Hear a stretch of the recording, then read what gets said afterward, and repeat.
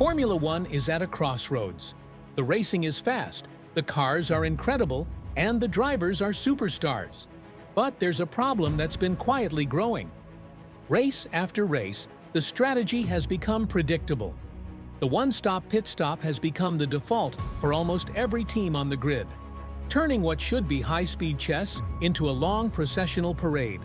Now, in a bold move to shake things up, Formula One's bosses are considering a radical solution for the 2026 season, forcing every driver to make at least 2 pit stops, music, in a race. It's a proposal that has divided the paddock and sparked a fierce debate about the very soul of the sport. Is this the key to unlocking more exciting races, or is it an artificial gimmick that will make things even worse? The problem F1 is trying to solve is simple. One-stop races are often boring.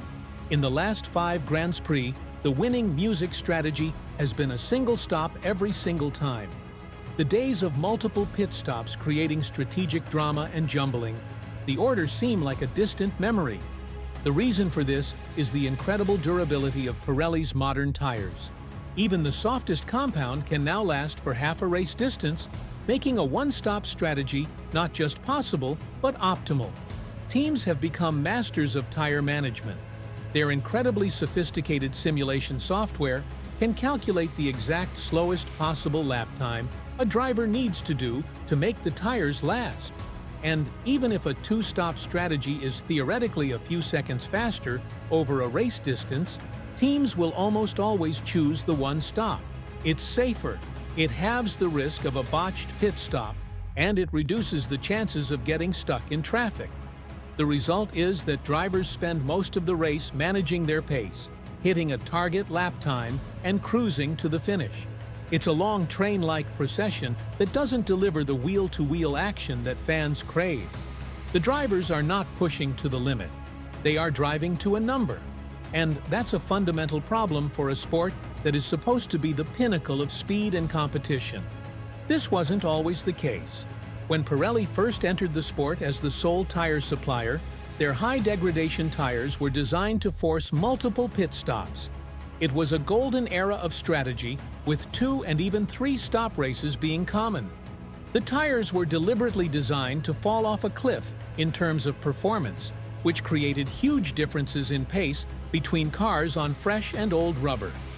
This led to more overtaking, more strategic gambles, and more exciting races.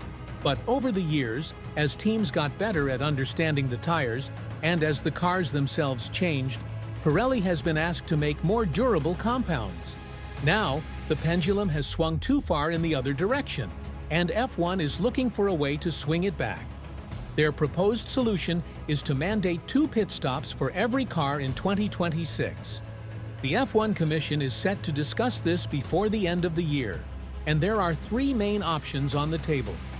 The first and most restrictive is to force teams to use all 3 available tire compounds during the race.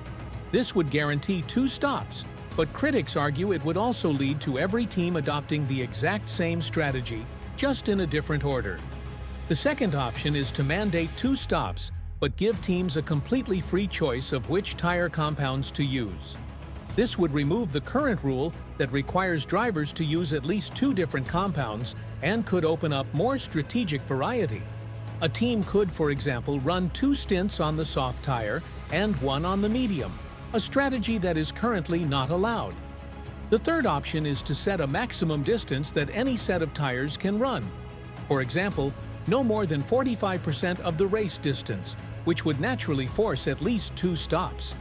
This isn't the first time F1 has experimented with mandatory stops. At the 2025 Monaco Grand Prix, a mandatory stop was introduced to try and spice up the famously processional race. It did little to change the outcome. More telling was the 2023 Qatar Grand Prix. Due to safety concerns about tires failing on the high-speed curbs, the FIA mandated that no tire could be used for more than a certain number of laps, effectively forcing a 3-stop race. While this did allow the drivers to push flat out without worrying about tire wear, it also had an unintended consequence. It made the race incredibly predictable. The entire field pitted within the same 3-lap window for each stop, following identical strategies. Instead of creating strategic variety, it created a synchronized dance of pit stops that was even more artificial than a one-stop race. It was a clear demonstration that simply forcing teams to pit does not automatically create exciting racing. The fear is that a mandatory two-stop rule in 2026 would have the same effect. Critics argue that you can't legislate excitement. Forcing teams to pit doesn't guarantee better racing if the underlying factors don't change. The team's simulation software is so powerful that they will simply calculate the new optimal strategy, music, and most likely all converge on the same plan. The result would be an artificial spectacle, not the organic, unpredictable music racing that fans love. Many believe the real solution lies not with the rulebook, but with the tires themselves. They argue that Pirelli should be tasked with creating high-degradation tires that naturally force multiple stops, just as they did when they first entered the sport. This, they say, would be a more authentic way to create strategic variety and exciting racing. It would reward the teams and drivers who are best at managing their tires, and it would create more opportunities for overtaking as cars on different strategies meet on track. This debate is happening at a time of massive change for Formula One. The 2026 season will see the introduction of the biggest technical revolution in the sport's history, with all new engine and aerodynamic regulations. Teams are already stretched to the limit preparing for this monumental shift.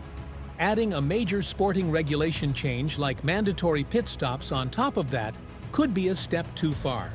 It raises the question, is this the right time to be experimenting with the fundamental nature of F1 strategy? Or should the sport focus on getting the new technical regulations right first and then address the issue of strategy later?